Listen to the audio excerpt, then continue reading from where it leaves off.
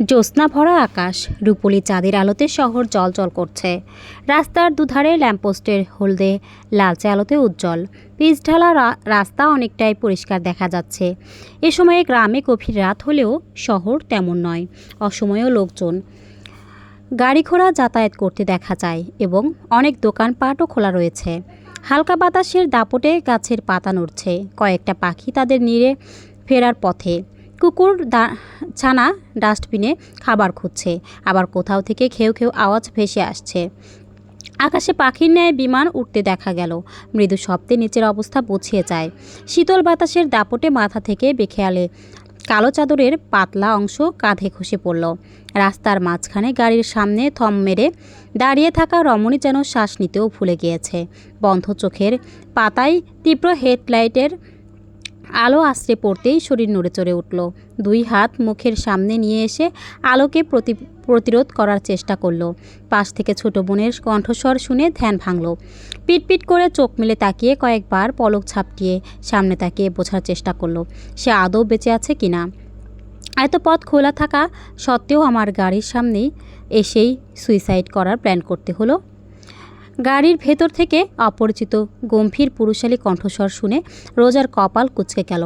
সে ওসবে পাত্তা না দিয়ে শরীর ছুঁই ছুঁই গাড়ির বনেটের উপর দুই হাত রেখে মাথা নুয়ে জোরে জোরে শ্বাস প্রশ্বাস নিল। সুইসাইড করুক আমার শত্রুরা, রোজা বিড়বিড় করে বলে। সে এতটা ভয় পেয়ে গেছিল যে তার হাত পা ঠান্ডা হয়ে গেছে। আর একটু হলে এই শয়তান মানবটা ও বজ্জাত গাড়িটা তাকে পিষে ফেলত। ঠিক আছিস? রোজা নিজেকে সামলে নিজের বোনের দিকে তাকিয়ে আওড়ালো। যেখানে শকুনের নজর পড়েছে সেখানে অঘটন না ঘটে থাকবে? উনি মোটেও শকুনের মতো দেখতে না। ফায়জা গাল ফোলায়। রোজা দীর্ঘশ্বাস ছেড়ে সামনে তাকায়। কালো কাচ ভেদ করে ভেতরের কিছুই দেখা যাচ্ছে না। সে তীক্ষ্ণ চোখে দেখার চেষ্টা করেও ব্যর্থ হলো। অগত্যার ডোরের কাছে গিয়ে দাঁড়ালো। হাত মুষ্টিবদ্ধ করে কাচের জানালাতে ঠক ঠক করলো। ন্যানো সেকেন্ডের মধ্যে ডোরের কাচ নিচে নেমে যায় এবং ডোরে ড্রাইভিং সিটে বসা সুদর্শন যুবকের চেহারা স্পষ্ট হলো। কয়েক সেকেন্ডের জন্য চোখের পলক ফেলতে ভুলে যায় রোজা। অজান্তেই তার দৃষ্টি আটকে যায় ওই অচেনা পুরুষের সুন্দর মুখের দিকে। এতদিন দেখতাম প্রেমিকরা তাদের প্রেমিকাকে নিয়ে ভেগে যায়, কিন্তু এখন দেখছি তার উল্টোটা। ইন্টারেস্টিং। তা তোমরা নিশ্চয়ই লেসবিয়ান? অচেনা যুবকের পাশের সিটে আরেকজন যুবক বসেছিল। দুজনের পরনেই ফর্মাল পোশাক, হয়তো অফিস থেকে ফিরছে। রোজা নজর সরিয়ে দ্বিতীয় যুবকের দিকে দৃষ্টি নিক্ষেপ করে ঝাঁঝালো কণ্ঠে বলল, আমাদের কপালে কি লেখা আছে? আমরা লেসবিয়ান? আর কোথায় লেখা আছে শুধু ছেলেরাই মেয়েদেরকে নিয়ে পালাতে পারবে? শুনুন মিস্টার, সবার পরিস্থিতি এক নয়। কেউ সুখে পালায়, আবার কেউ দুঃখে। তোমাদের পালানোর রিজন? গুন্ডাকে বিয়ে করব না তাই পালিয়েছি। এখন এত প্রশ্ন না করে সাহায্য করুন। দ্বিতীয় যুবক আর চোখে বন্ধুর দিকে তাকায়। মানুষটা তীক্ষ্ণ চোখে গাড়ির সামনে বধূ বেশে সজ্জিত রমণীকে পর্যবেক্ষণ করে নিয়ে ঘাড় কাত করে পাশে তাকালো। লালচে গভীর চোখে চোখ পড়তেই নজর সরিয়ে নিল রোজা। অমন তীক্ষ্ণ চাহনি অনুভব করে কিছুটা পিছিয়ে গেল। ফায়জা বোনের কাছে এসে হাত ধরে উদ্বিগ্ন কণ্ঠে আওড়ালো, বাড়ি ফিরে চাই। চল, পাগল হয়েছিস? ওখানে গেলে নিশ্চিত ওই 3 ইবলিস গুলি করে খুলি উড়িয়ে দিবে আমার, আর আমি এত তাড়াতাড়ি মরতে চাই না। সো বাড়ি যাওয়া ক্যান্সেল। ফায়জা কিছু বলতে তখনই শুনতে পেল। কোথায় যাবে? রোজা সামনে উকি দিয়ে ধীর কণ্ঠে বলল, রেল স্টেশনে। গাড়িতে ওঠো, পৌঁছে দিচ্ছি। রোজা কিছুক্ষণ চুপ থেকে জানতে চাইল, রেল স্টেশনেই নিয়ে যাবেন তো?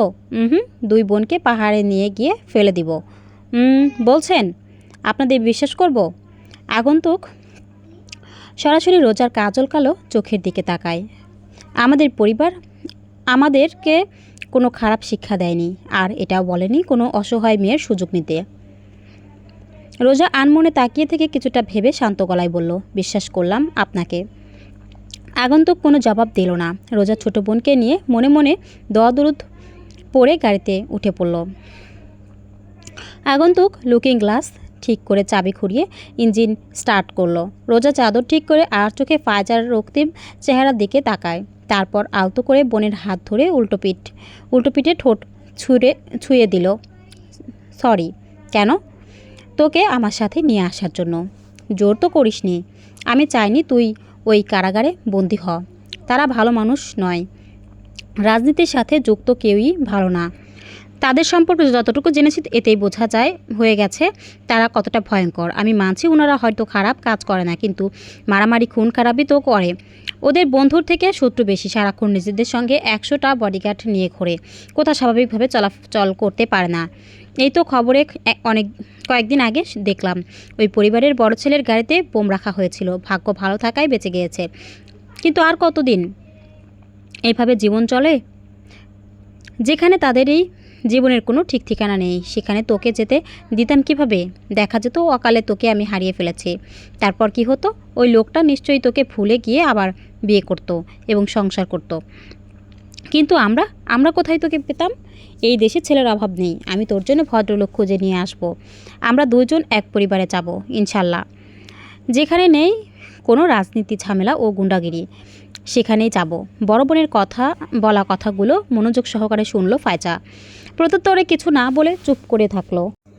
রোজা সিটে মাথা ঠেকে বিড়বিড় করে বলল, ওখানে কি হচ্ছে বলতো? নিশ্চয়ই আমাদের খুঁজতে বেরিয়েছে শালারা। আমাদের চেনা পরিচিত যদি কোনো পুলিশ থাকতো তাহলে ওই রসুনকে জেলে ভরতাম। ফায়জার কপাল কুঁচকে গেল। রসুন মানে ওই আমাদের হবু ভাসুর। ওই পচা রসুনের কত বড় সাহস আমাদের বাড়িতে এসে থ্রেট দেয়। শালা নিজে বিয়ে না করে দেবদাস হয়ে আছে আর ভাইদের বিয়ের পেছনে পড়েছে। নিশ্চয়ই কোনো মেয়ে ওই রসুনকে পাত্তা দেয় না, আর দিবও কেন? ওই লোকটা 1 নাম্বারের সাইকো। উনি যদি আমার ভাসুর হয় তাহলে নির্ঘাত আমি পটল তুলব। হয়তো ওনাকে মেরে আমি জেলে যাব। ওই পরিবারের কোনো ছেলেই ভালো না।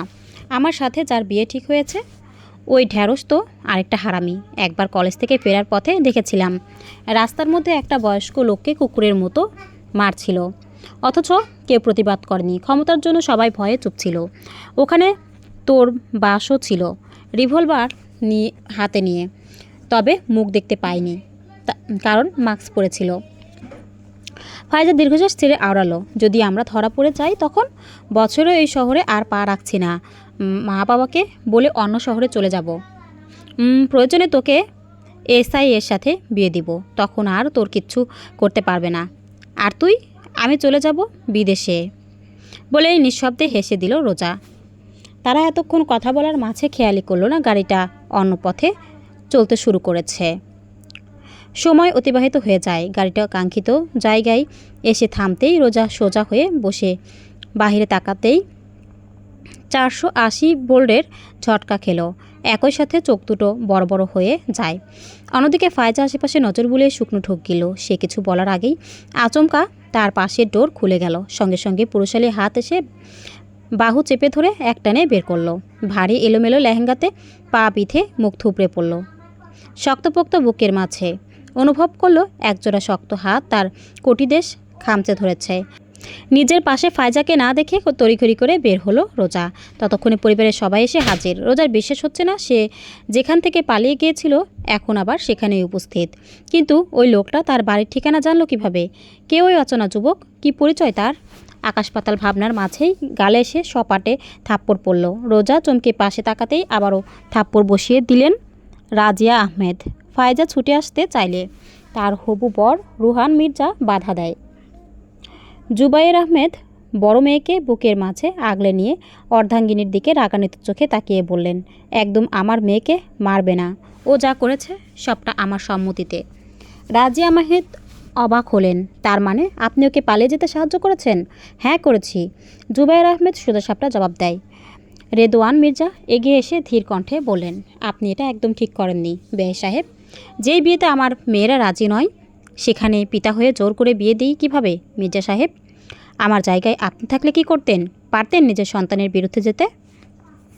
সন্তানের সুখের জন্য যদি তাদের বিরুদ্ধে যেতে হয় তাহলে সেটাই সই। আপনার মেয়েরা ছোট অবুঝ, তাই তারা ভালোটা দেখতে পারছে না, কিন্তু আপনি তো যথেষ্ট বিচক্ষণ মানুষ। তাহলে এই ভুল কিভাবে করলেন?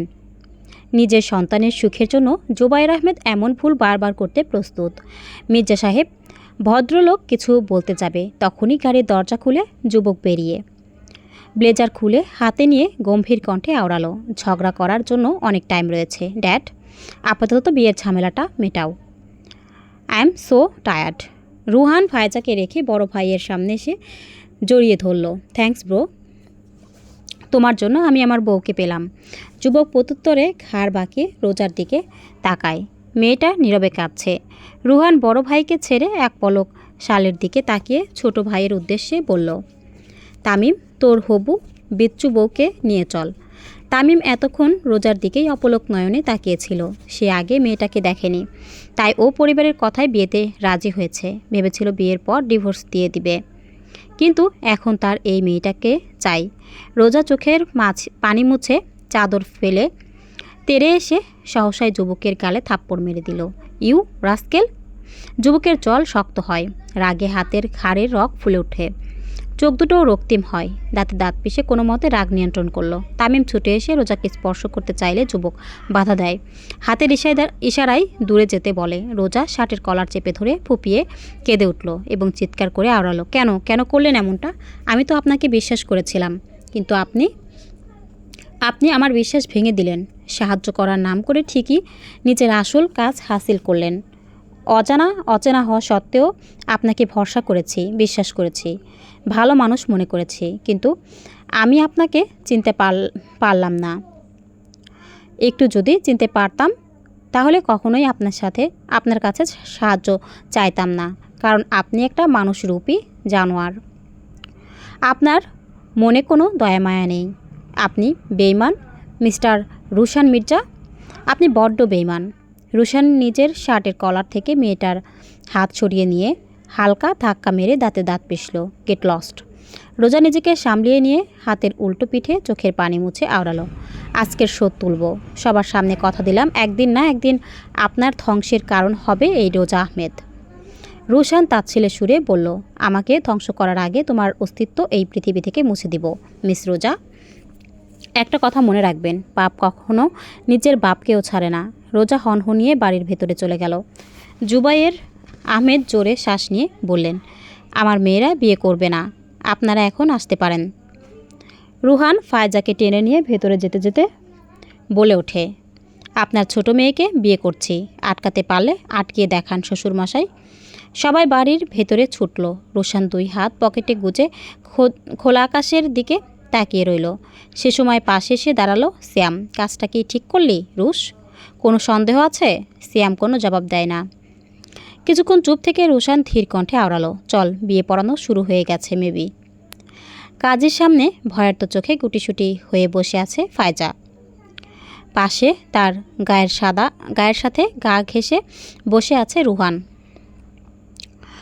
এক কোনায় পরিবারের সবাইকে ঘিরে ধরে আছে গার্ডসরা।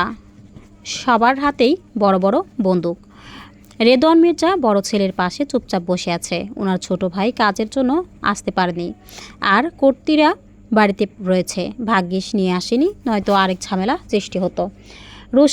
রুহানের চাচাতো ভাই তামিম শ্যাম বন্ধুর অন্য পাশে বসে আছে, আর তামিম সিঙ্গেল সোফায় বসে থেকে বারবার একটা বন্ধ রুমের দিকে তাকাচ্ছে। কয়েক মিনিটের পর রোজা বেরিয়ে আসে, সাথে তার বড় মামি রয়েছে। নিজের মেয়ের প্রাণ হারানোর ভয়ে এক প্রকার বাধ্য হয়েই রোজাকে সাজিয়ে গুছিয়ে রুম থেকে নিয়ে এসেছে। মেয়েটার সাদা বাঁকানো শরীরে একখানা দামি রক্তবর্ণ জামদানি শাড়ি লেপটে আছে। দুহাতে ম্যাচিং চুড়ি ও গলায় গহনা থাকলেও মুখে কোনো সাজ নেই। সামান্য ঠোঁটে লিপস্টিকও নেই। কান্নার ফলে চোখ ফুলে লাল হয়ে আছে। সে বসার ঘরে যেতে চাচ্ছে না, কিন্তু তার মামি তাকে টেনে নিয়ে যাচ্ছে। আমাকে গরুর মতো টানা বন্ধ করো। উফ! রোজা চেঁচিয়ে উঠে নিজের হাত ঝটকা মেরে সরিয়ে নিল। তার কণ্ঠস্বর শুনে সবাই সামনে তাকায়। রোজা খোলা চুলগুলো হাত খোপা করতে করতে ঝাঁঝালো কণ্ঠে বলল, ডাকাতদের ঘরে ছোট ডাকাতের বউ হয়ে কিছুতেই যাব না আমি। তামিম উঠে এসে ধীর কণ্ঠে আওড়ালো, তুমি না চাইলেও আমি তোমাকে নিয়ে যাব। আমি বিয়ে করব না, জোর করলে সুইসাইড করব, তখন আমার ভূতকে বিয়ে করে নিয়ে যাইয়েন। তামিম কিছু বলতে যাবেন, তখনই রুশান মেয়েটার উন্মুক্ত মেদহীন কোমর হতে তীক্ষ্ণ নজর সরিয়ে বলে ওঠে, যেই মেয়ে বিয়ের রাতে বোনকে নিয়ে পালাতে পারে সেই মেয়ে অনেক কিছুই করতে পারে। তুমি কি বিয়ে করবে না? আমরাই তোমাকে বাড়ির বউ করে নিয়ে যাব না, বিকজ মির্জা পরিবারের ছোট বউ হওয়ার যোগ্যতা নেই তোমার। রুশানের কথা শুনে সবাই অবাক হয়ে যায়। তামিম থমথমে মুখে বলল, বাট আমি রোজাকে বিয়ে করতে চাই ভাইয়া। বাসর রাতে বিধবা হওয়ার জন্য ওই মেয়েকে বিয়ে করবি? দেখ গিয়ে শাড়ি ব্লাউজের ভেতর 20-30 লুকিয়ে রেখেছে কিনা। রোজা দাঁতে দাঁত চেপে মা বাবার দিকে তাকায়। ওনারা অসহায় মুখে দাঁড়িয়ে আছে।